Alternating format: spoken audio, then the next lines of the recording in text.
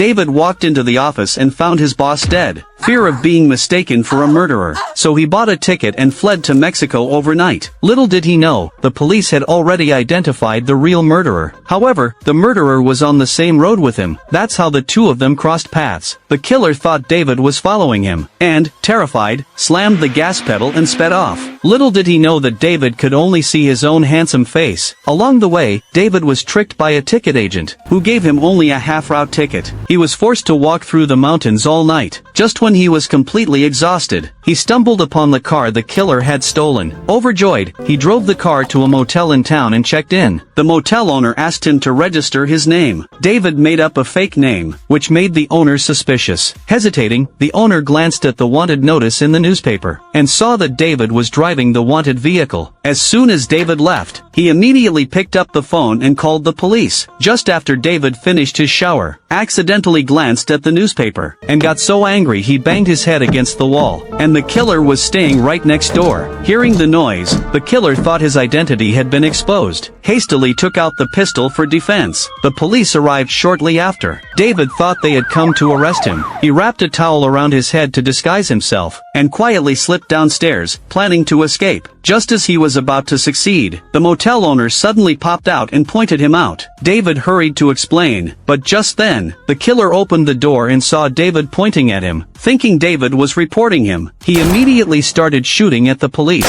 David took advantage of the chaos and ran away. Hearing gunfire behind him, he thought the police were shooting at him. He jumped into the ditch after a series of snake-like moves. Still in shock, he climbed onto a train to escape. But after eating expired canned food, he got food poisoning and was sent to the hospital. When he woke up, afraid of being caught, he was about to sneak out quietly, unaware that the killer had disguised himself as a doctor, and was silently following him. David's escape, just a grotesque misunderstanding driven by fear.